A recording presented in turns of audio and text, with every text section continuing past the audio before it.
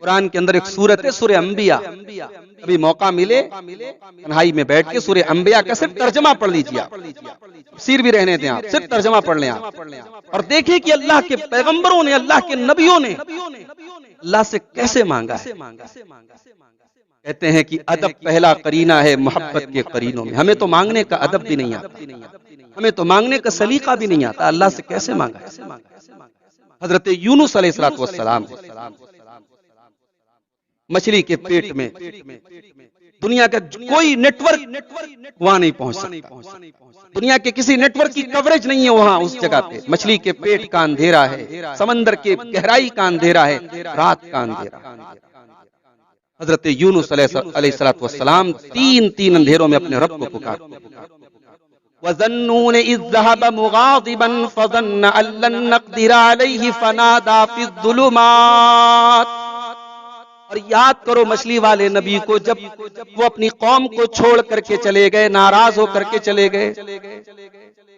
حضرت یونس نے اپنی قوم سے کہا تمہارے اوپر 3 دن کے اندر اللہ کا عذاب آئے۔ اللہ کے عذاب کی جھلکی آئی، آسمان میں بادل آئے، قوم کے لوگوں نے اکٹھا ہو کر کے اللہ سے توبہ کر، اللہ نے عذاب کو واپس کر دیا۔ اللہ کے نبی فرماتے ہیں کہ کسی قوم سے عذاب کو ٹالا نہیں گیا سوائے یونس کی قوم، یونس کی قوم سے عذاب کو ٹال دیا۔ اب حضرت یونس علیہ السلام کو تھوڑا اپنی خفت محسوس ہوئی، اپنی سبکی محسوس ہوئی، اپنی ذلت محسوس ہوئی کہ بھائی میں نے اپنی قوم سے کہا تھا 3 دن کے اندر اللہ کا عذاب آئے گا، اللہ کا عذاب نہیں آیا۔ اب اللہ کے حکم کے بغیر، اللہ کی اجازت کے بغیر وہ اپنی بستی چھوڑ کے چلے۔ لمبا واقعہ ہے، اللہ نے ایسے حالات پیدا کر دیے کہ حضرت یونس مچھلی کے پیٹ میں پہنچے۔ اللہ کہتا ہے یاد کرو مچھلی والے نبی کو جب وہ خفا ہو کے چل دیے، فَظَنَّ أَن لَّن نَّقْدِرَ عَلَيْهِ، اور انہوں نے یہ سمجھا کہ ہم ان کو پکڑ نہیں سکتے۔ فَنَادَىٰ فِي الظُّلُمَاتِ، تو انہوں نے اندھیروں کے اندر پکارا، انہوں نے تاریکیوں کے اندر پکارا، انہوں نے تین اندھیروں کے اندر پکارا۔ کیا پکارا؟ لا الہ الا انت سبحانک انی کنت من الظالمین۔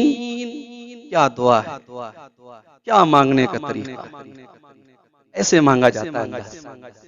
لا الہ الا انت، اے اللہ تیرے سوا کوئی معبود نہیں ہے، تیرے سوا کوئی سننے والا نہیں ہے، تیرے سوا کوئی مشکل کشا نہیں ہے، تیرے سوا میری کوئی مدد کرنے والا نہیں ہے۔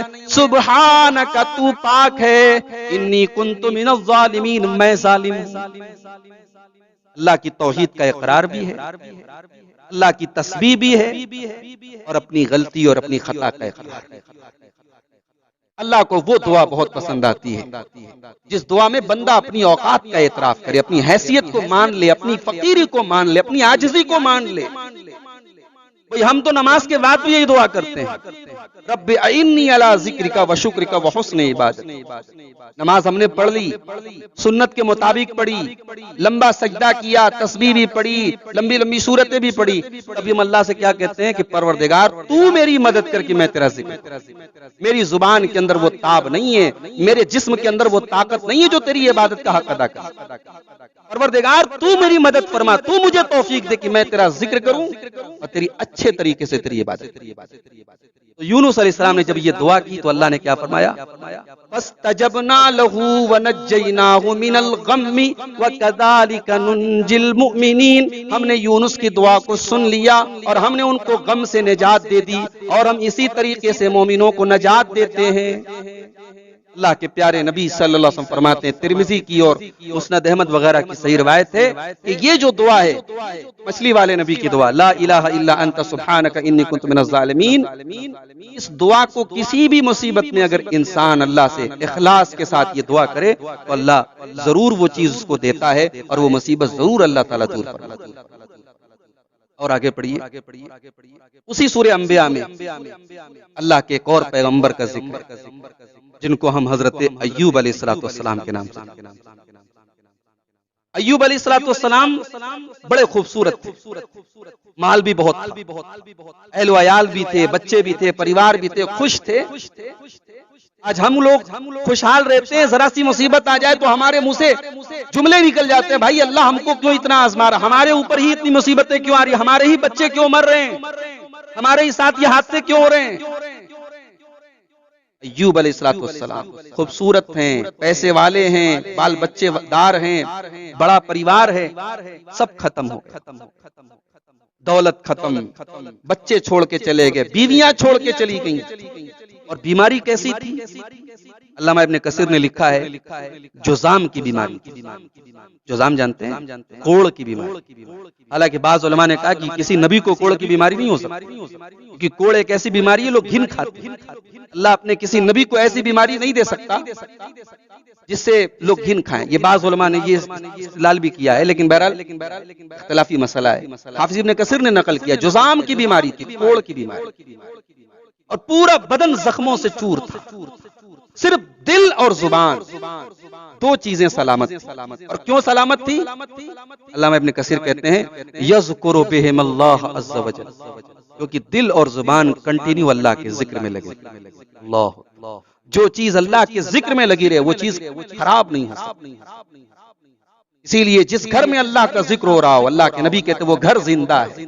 جس گھر میں اللہ کا ذکر نہ ہو رہا ہو، جس گھر میں نماز نہ پڑھی جا رہی ہو، جس گھر میں قرآن نہ پڑھا جا رہا ہو، جس گھر میں اللہ کا نام نہ لیا جا رہا ہو، وہ گھر مردہ ہے۔ اس گھر کے ڈیکوریشن پہ نہ جاؤ، اس گھر کے پینٹ پہ نہ جاؤ، اس گھر کے وال پیپرز پہ نہ جاؤ، اس گھر کی سجاوٹوں پہ نہ جاؤ۔ اگر گھر میں اللہ کا نام نہیں لیا جا رہا وہ گھر مردہ ہے۔ ایوب کا پورا بدن زخموں سے چور، صرف دل اور زبان سلامت۔ اب دعا کرتے وَأَيُّوبَ إِذْ نَادَى رَبَّهُ أَنِّي مَسَّنِيَ الضُّرُّ وَأَنْتَ أَرْحَمُ الرَّاحِمِينَ۔ اور یاد کرو میرے بندے ایوب کو، جب انہوں نے اپنے رب کو پکارا اور کہا کہ اے میرے پروردگار مجھے یہ بیماری پہنچی ہے، مجھے یہ تکلیف پہنچی ہے، وَأَنْتَ أَرْحَمُ الرَّاحِمِينَ، اور تو تو سب سے بڑا رحم کرنے والا ہے، تو رحم کرتا ہے میرے رب، تو میرے اوپر بھی رحم فرما، تو مجھے اس تکلیف سے نجات عطا فرما۔ اللہ نے دعا قبول کی۔ فاستجبنا له فكشفنا ما به من ضر وآتيناه أهله ومثلهم معهم رحمة من عندنا وذكرى للعابدين۔ ہم نے ایوب کی دعا کو سن لیا، ہم نے ایوب کی بیماری کو دور کر دیا، ان کے پریوار کو بھی لوٹا دیا، ان کے بچوں کو بھی لوٹا دیا، اور جتنے بچے تھے جتنا پریوار تھا ان سے اور زیادہ ان کا ڈبل ان کو عطا فرمایا۔ ایوب نے اللہ کو دعا کے پاور کو محسوس کرے میرے بھائی۔ میں نے کسی کے بارے میں پڑھا تھا، غالباً نیپولین بوناپارٹ کے بارے میں پڑھا تھا۔ اس نے کہا تھا میری ڈکشنری میں امپاسبل کا لفظ نہیں، میرے لیے کچھ امپاسبل نہیں ہے، میں اپنی زندگی کے لیے کسی چیز کو امپاسبل نہیں سمجھتا۔ ظاہر ہے بڑا آدمی تھا، بڑا ہی ہانک رہا تھا، مگر حقیقت میں ایک بات بولوں، ایک مومن جو واقعی میں مومن ہو اس کی ڈکشنری میں امپاسبل کا لفظ نہیں ہونا۔ مومن کے لیے امپاسبل کیا ہو سکتا ہے؟ جو یہ ایمان رکھتا ہو کہ میرا رب وہ ہے جو علی کل شیء قدیر۔ جب مومن کا یہ ایمان ہے تو پھر مومن کسی چیز کو امپاسبل نہیں۔